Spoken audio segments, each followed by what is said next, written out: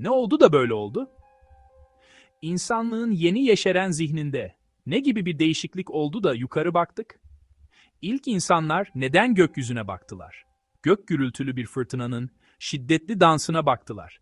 Yıldızların sessiz geçidine baktılar ve kendilerinden daha büyük bir güç algıladılar. Neden o güce bir isim verme ihtiyacı hissettiler?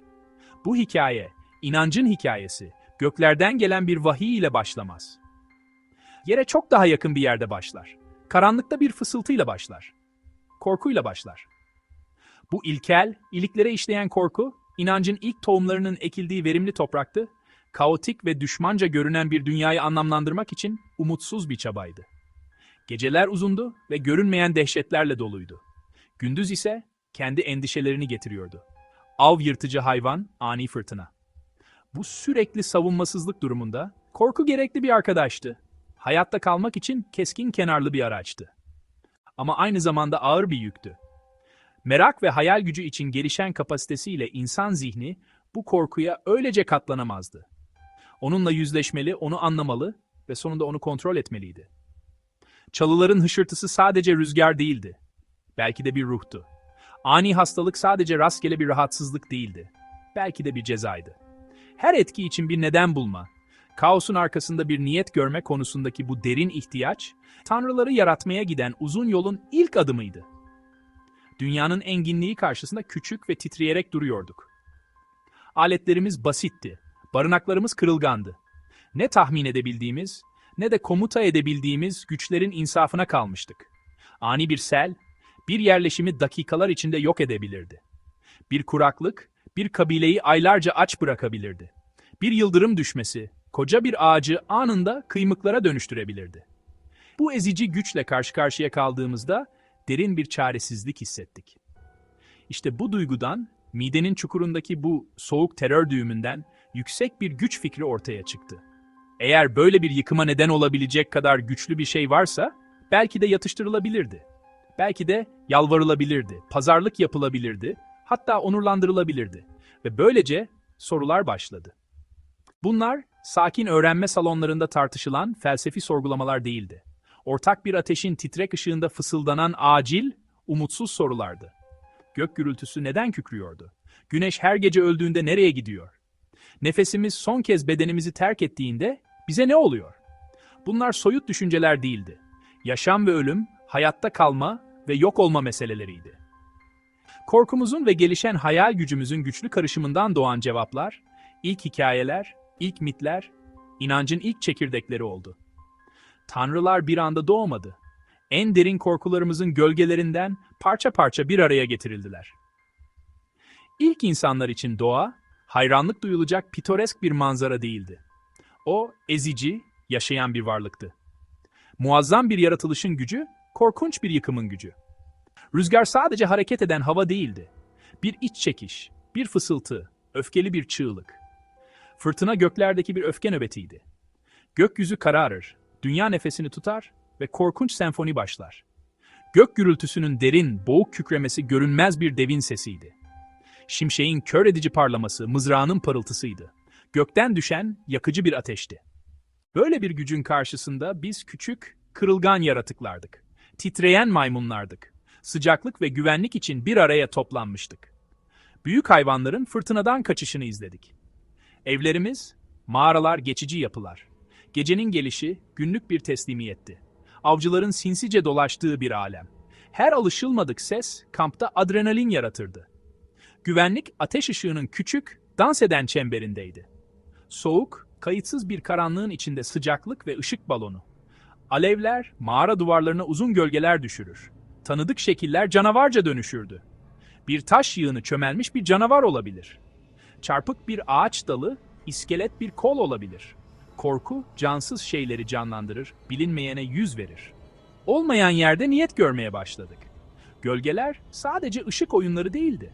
Gözcüler, ruhlar, dünyada bizimle yaşayan varlıklar. Soğuk esinti veya bir dalın kırılması onların varlığını hissettirirdi. Hayatta kalmak için korkulara şekil ve isim vermeliydik. Doğa güçlerini kişileştirerek onları evcilleştirmeye başladık. Eğer fırtına kızgın bir ruhsa, öfkesi yatıştırılabilirdi. Eğer gölgeler gözcü hayaletlerse, saygı uzak tutabilirdi.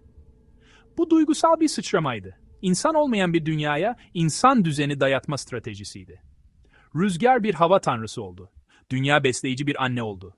Su kararsız bir ruh oldu. Bunlar ilk tanrılarımızdı. Hayatta kalma çaresizliğinden doğdular. Doğanın hemen yanı başındaki korkuların ötesinde, daha derin, daha büyük bir gizem vardı. Ölümün sessiz durağanlığı.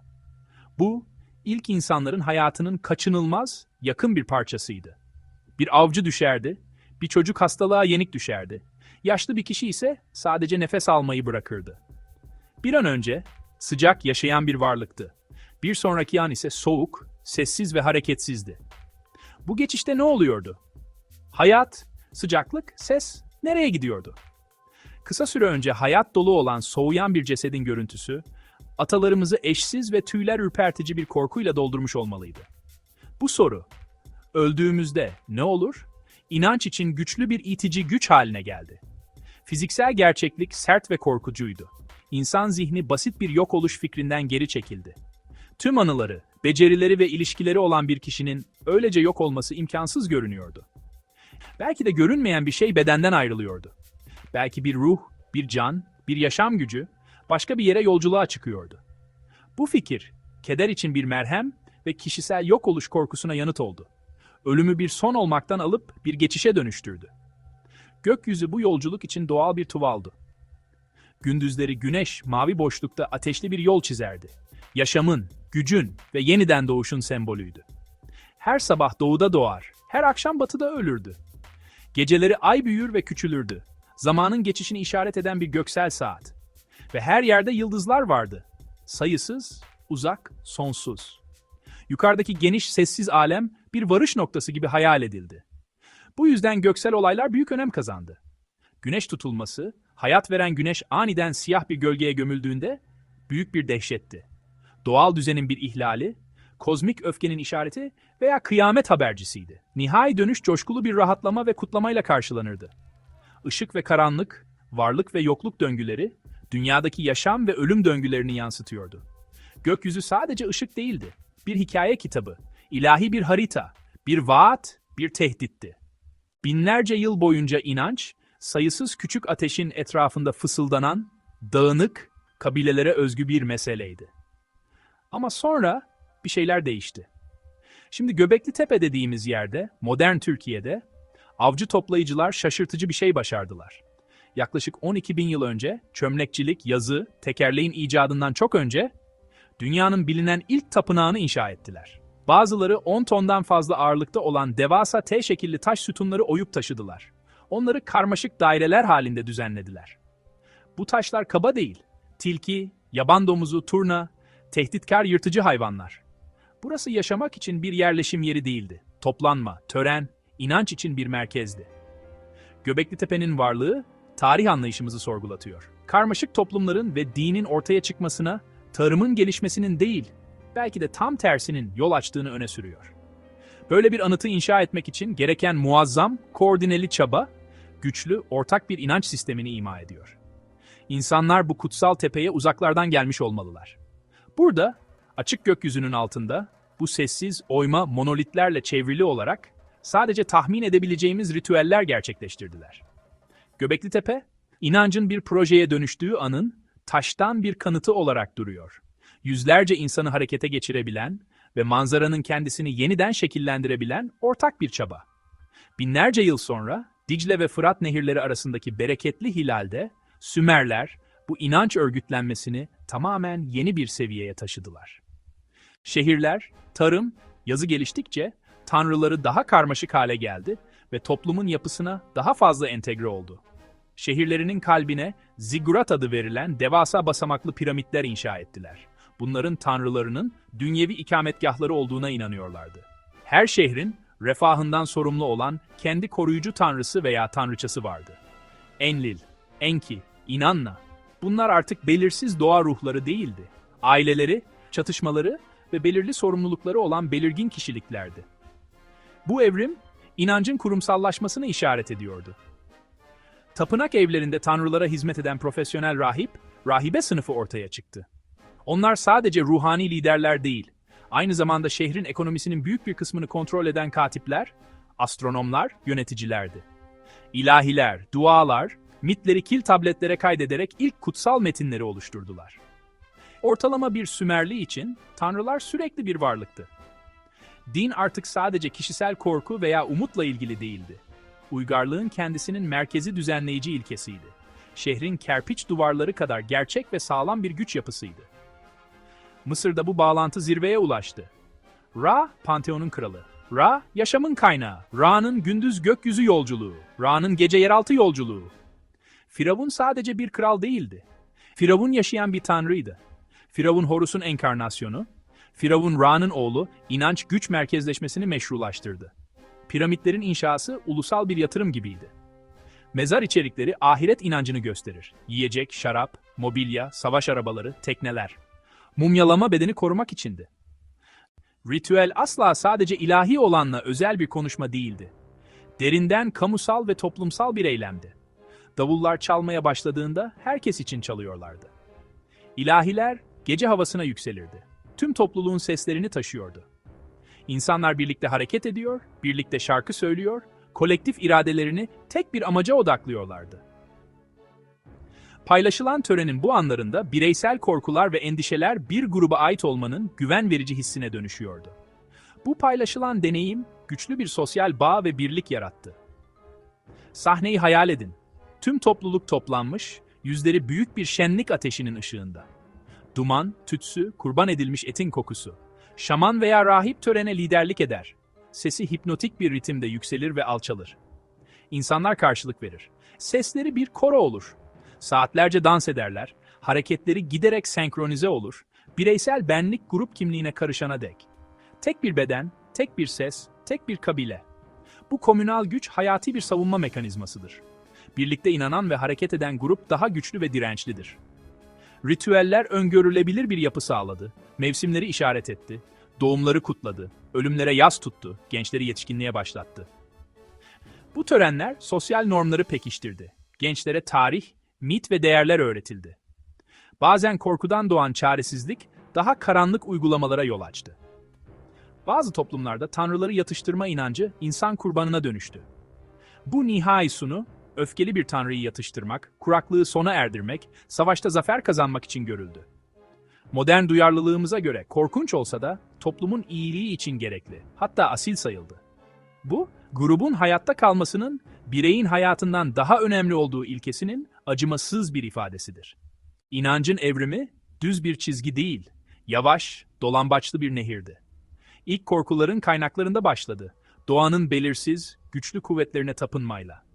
Rüzgar, güneş, toprak, bunlar hayranlık ve saygının ilk nesneleriydi. Örgütlü bir ruhban sınıfı yoktu, kutsal bir metin yoktu, sadece ortak bir hayranlık ve dehşet duygusu vardı. Bu erken evre animistikti. Bir kayadan bir nehre, bir hayvana kadar her şeyin bir ruha veya yaşam gücüne sahip olduğuna inanılıyordu. Toplumlar yerleştikçe ve büyüdükçe, bu ruhlar panteonu birleşmeye ve örgütlenmeye başladı. İnsan topluluklarının artan yapısını yansıtarak. En güçlü ruhlar yüceltildi, isimler ve belirgin kişilikler verildi. İlk tanrılar ve tanrıçalar oldular.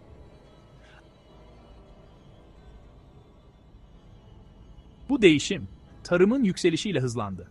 İnsanlar, güneş tanrısının parlamasına, yağmur tanrısının su sağlamasına ihtiyaç duyuyordu. Bu güvenilirlik ihtiyacı, tapınakların ve tam zamanlı rahiplerin yaratılmasına yol açtı. İnanç, kendiliğinden tepkiden çok planlı bakıma dönüştü. Yazının icadı bu yolculukta devrim niteliğindeydi. İlk kez inançlar kodlanabilir, standartlaştırılabilir ve korunabilirdi. Mitler, ilahiler, yasalar, tanrıların soy ağaçları kile, papirüse ve taşa yazıldı. Bu yazma eylemi onlara yetki ve kalıcılık verdi. Gilgameş Destanı, Mısır Ölüler Kitabı. Din artık sadece ortak bir gelenek değildi. Bir bilgi bütünü oldu. Genellikle okuryazar bir elit tarafından incelenebilen, yorumlanabilen ve kontrol edilebilen bir metin haline geldi. Böylece din bir kurum haline geldi. Hiyerarşiler, dogma, mülk geliştirildi. Politika, hukuk, ekonomiyle iç içe geçti. Fırtınanın belirsiz korkusundan büyük bir katedralin inşasına giden yolculuk, insanlığın anlam, düzen ve umut yapıları inşa etme çabasıdır. Gökyüzünü, insan genomunu. Atalarımızı rahatsız eden eski korkular açıklandı. rasyonelleştirildi, gizemleri çözüldü. Yine de yukarı bakıyoruz. Gece gökyüzüne bakmaya, evrenin enginliği karşısında bir huşu hissetmeye, içindeki yerimizi düşünmeye devam ediyoruz. Temel sorular tamamen ortadan kalkmamış gibi görünüyor. Eski ritüeller yok olmadı, sadece şekil değiştirdiler. Yankıları modern hayatımızda çoğu zaman fark etmediğimiz şekillerde devam ediyor. Antik mevsimlik festivallere dayanan bayramlar için bir araya geliyoruz. Doğumları, evlilikleri, ölümleri, rahatlık ve topluluk sağlayan törenlerle kutluyoruz.